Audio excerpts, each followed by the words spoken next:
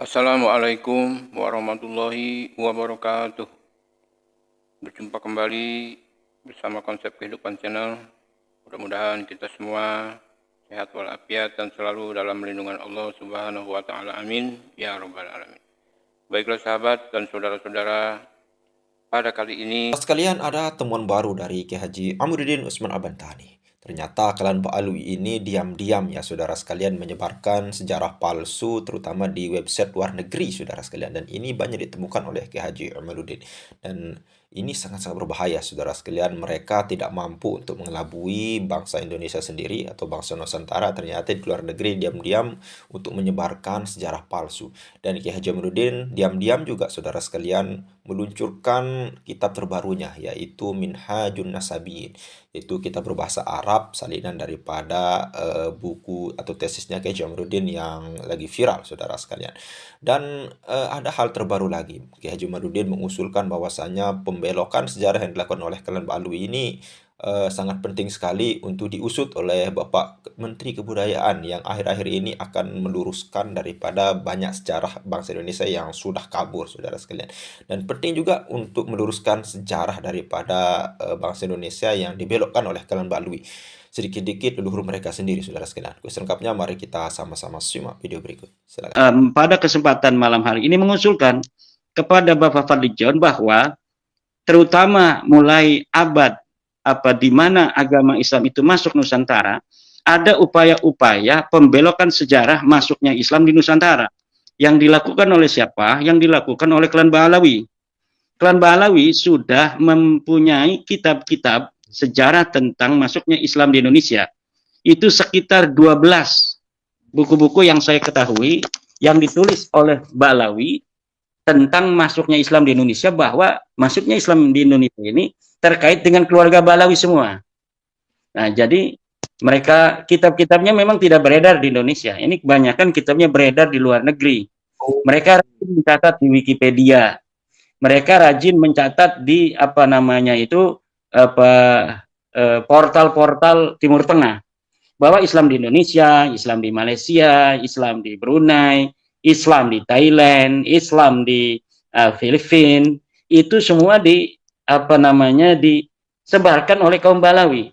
Dan ini di dalam kitab baru saya, Minhajun Nasabiyin, itu sudah saya catat dan sudah saya beri warning bahwa ini kitab-kitab yang di dalamnya Ba'alawi mencatat bahwa mereka lah, keluarga mereka Ba'alawi ini yang menyebarkan Islam di Nusantara. Dan ini tidak sesuai dengan fakta sejarah, di mana kaum Ba'alawi ini masuk Indonesia abad ke-19 Hijriah, abad ke-19 Masehi, 1800-an sampai 1943, sampai di mana Jepang itu masuk ke bangsa kita. Bagaimana orang yang baru masuk abad 19 kemudian bisa menyebarkan agama Islam, di mana Islam itu telah ada pada abad ke-3 Hijriah di Aceh. Kemudian Ibnu Battuta, seorang pengelana dari Timur Tengah, itu sudah mencatat di abad ke-7 Hijriah, itu orang-orang Aceh sudah beragama Islam dengan raja yang soleh, raja yang bermadzhab Syafi'i. Nah, tentunya ini sejarah-sejarah seperti ini harus dijaga. Memang Ba'alawi ini kitab-kitabnya tidak beredar di Indonesia, tapi kita bisa akses di internet. Jadi 12 kitab yang menerangkan tentang sejarah masuknya Islam di Indonesia yang dikaitkan dengan keluarga Ba'alawi ini, itu walaupun tidak beredar di pondok pesantren, tetapi kitab-kitabnya itu bisa kita akses di internet. Ada di arsip.net, ada di berbagai macam platform-platform yang memuat daripada kitab-kitab versi PDF. Nah, jadi ini perlu kewaspadaan nasional yang harus dimiliki oleh bangsa Indonesia agar kesejarahan masuknya Islam di Indonesia ditulis oleh anak-anak Indonesia sesuai dengan fakta ilmiah dan fakta sejarah yang berjalan di masa lalu.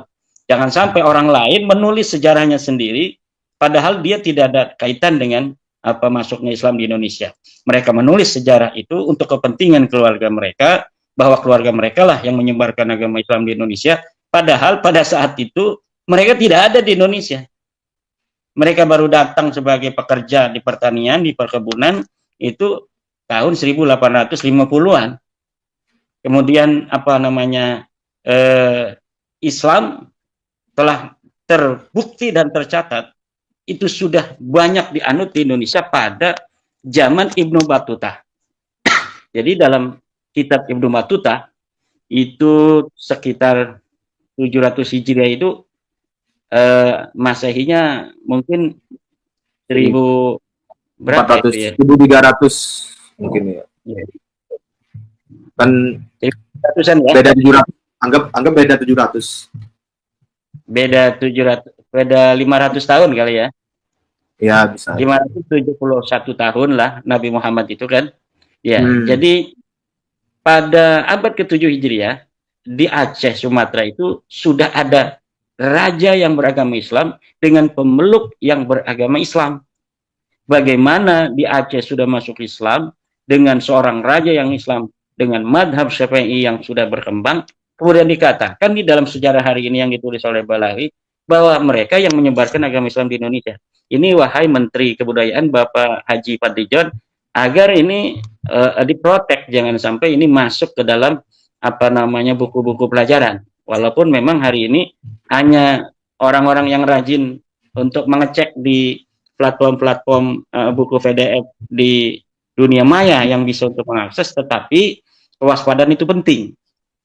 Ya, untung para sejarawan-sejarawan kita di masa lalu itu memang sudah agak kuat, Kang Mas Rifki, di mana Buya Hamka, Hasmi dan lain sebagainya itu sudah memprotek sejarah masuknya Islam di Indonesia, baik dari versi Persia, versi Arab atau versi Gujarat. Tidak ada dari versi Yaman itu. Yang dimaksud dengan Arab itu adalah Arab Saudi dan sekitarnya, bukan Yaman itu kan. Nah, ini perlu untuk Bapak Menteri Kebudayaan, Bapak Profesor Dr. Fadlijon untuk mempunyai perhatian terhadap kesejarahan masuknya Islam di Indonesia. Saya bangga ketika Bapak Fadlijon mengatakan bahwa timnya atau para ilmuwan kita menemukan adanya fakta baru di mana sebenarnya kesejarahan bangsa Indonesia di prasejarah itu bahkan lebih tua dari apa yang selama ini ditulis. Dan itu juga penting, tetapi juga kita sebagai orang Islam, di mana Wali Songo sebagai penyebar agama Islam yang secara masif di abad ke-14 dan 15, kemudian sebelumnya sudah disebarkan oleh para penyebar agama Islam dari Aceh, di Sumatera, kemudian ke Jawa. Ini hari ini ada sekelompok orang yang ingin bahwa sejarah masuknya Islam di Indonesia itu hanya terkait kepada keluarga mereka yang sebenarnya mereka datang itu di abad ke-19 Masehi. Demikian. Ya, baik, Hemat, mengenai buku atau kitab yang dibikin oleh Balawi itu nanti barangkali di lain kesempatan kita bisa elaborasi lagi mengenai hal tersebut. Jadi pertanyaan dari saya tentang kitab terbaru dari Kiai Haji Amiruddin Utsman ini yang berjudul Minhajun Nasabin itu bisa di-download atau diperoleh atau dibeli di mana, Yai? Beli untuk kitabnya, versi kitab yang sudah dicetak ada. Versi download juga bisa dilihat di sudah ada di internet lah. Jadi cari di internet. Iya. Di arsip.com juga ada. Bahasanya bahasa Arab ya?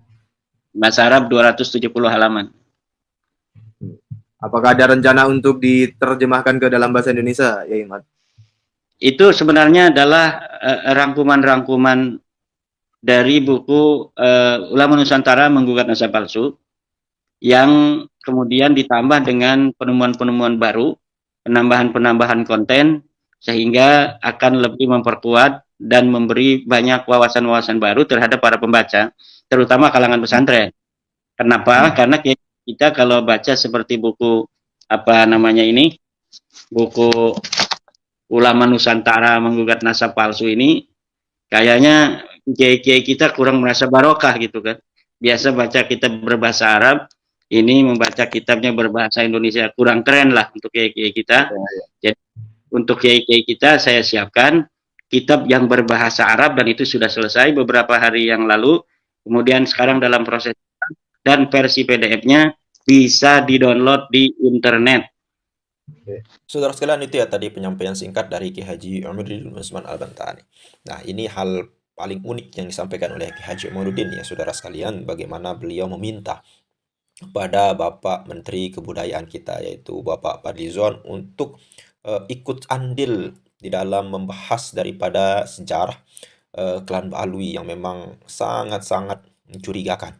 Bagaimana mereka ya mempromosikan nenek moyang mereka sebagai pahlawan nasional ataupun pahlawan-pahlawan lainnya.